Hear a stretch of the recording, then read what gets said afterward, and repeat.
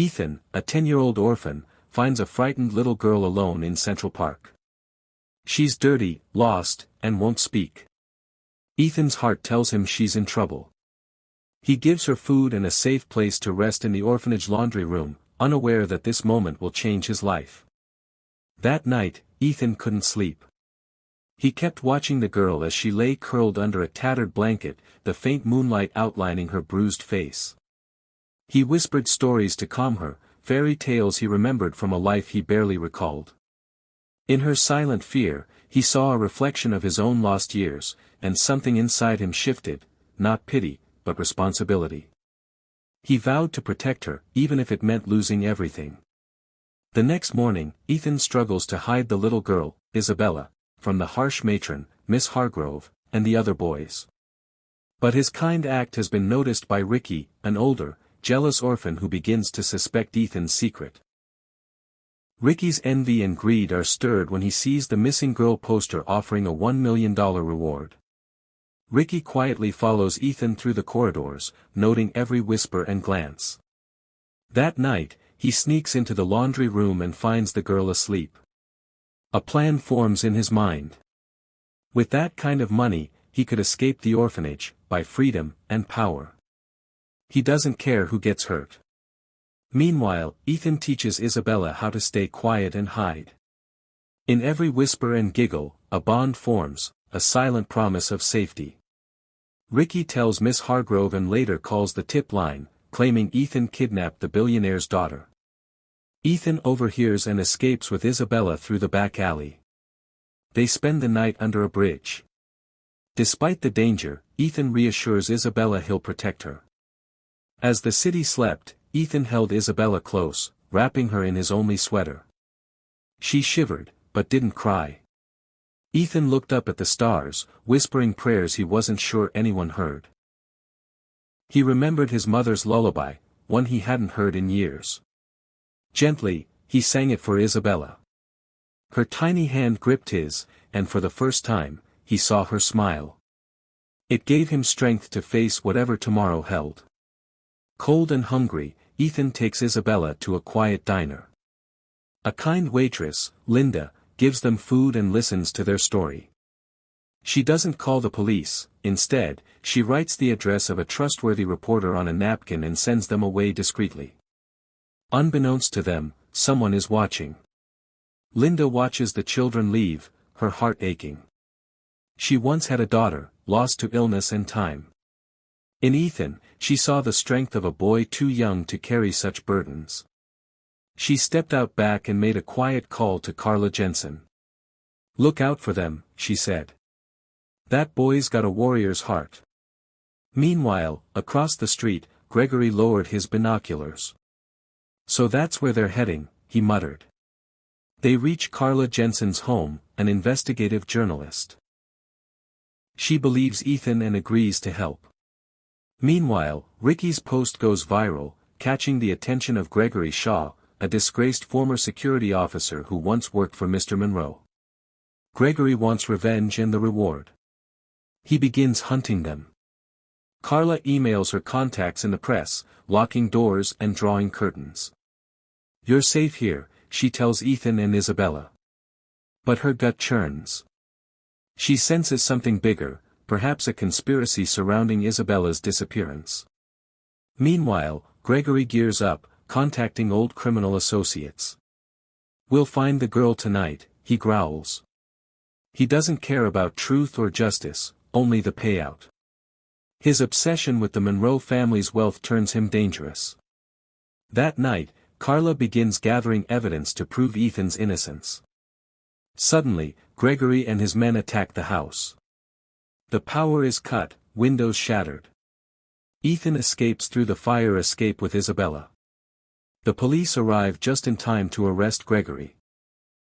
Carla, Ethan, and Isabella survive, but Ethan's courage shines through. The truth begins to unfold. Inside the house, Carla locks the front door and hides her hard drives. Smoke and shouts swirl through the air. Ethan holds Isabella's hand, guiding her like a soldier through chaos. "We'll make it," he tells her. Gregory fights with police on the lawn. You think this is over, he yells. But deep inside, Ethan knows, some battles end with truth, and some with bravery. He chooses both. At the police station, Carla presents footage from security cameras, voice recordings, and photos proving Ethan was only helping. Detective Ramirez starts believing them. Meanwhile, Isabella finally speaks, revealing how a trusted bodyguard took her away, Gregory. The pieces fall into place. Isabella's voice is soft, trembling, but clear. He said Daddy didn't want me anymore, she says. Ramirez's face hardens. Carla squeezes Ethan's shoulder. For the first time, Ethan feels not like a runaway, but a hero. Carla turns to him, you gave her the courage to speak. Ethan looks down, emotional. She gave me the courage to protect. Ramirez gets up, determination in his eyes. It's time we bring Mr. Monroe into this. They arrive at the Monroe estate. Security is tight. Mr. Monroe, emotionally wrecked since Isabella's disappearance, stumbles out as he sees her. Father and daughter embrace. The billionaire breaks down, kissing her forehead. He thanks Ethan but is unsure how to proceed legally. The staff, once stern and professional, now gather in tears. Isabella clings to Ethan. Don't leave me. Monroe kneels beside Ethan. You saved her. Tell me what you need. Ethan just asks for Isabella's happiness. Carla, overwhelmed, reminds Monroe the legal system must recognize Ethan's part. Monroe nods and calls his attorney. This boy's not going back to the orphanage.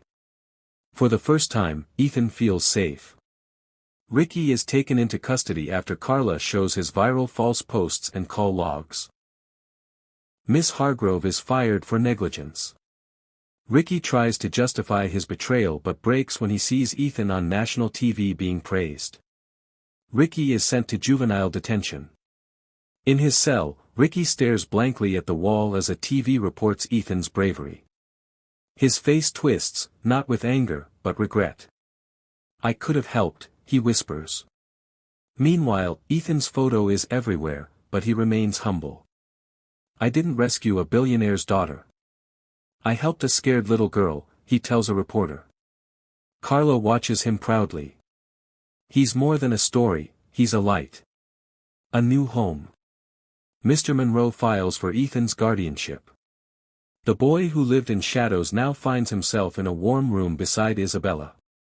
They laugh, play, and sleep without fear. Monroe tells Ethan, I lost my daughter once. I won't lose the boy who brought her back. Ethan's new room is filled with books, warm blankets, and sunlight, things he never thought he'd have. He sits with Isabella on the porch swing. She draws a picture of him wearing a cape. You're my superhero. Monroe overhears and smiles. That night, he tucks both kids in. For once, Ethan doesn't feel like an outsider. He feels like family. Handwritten letter from Ethan. In it, he thanks her, not for helping him, but for believing in him when no one else did. He sends her a copy of Isabella's first drawing, a family portrait with all of them in it.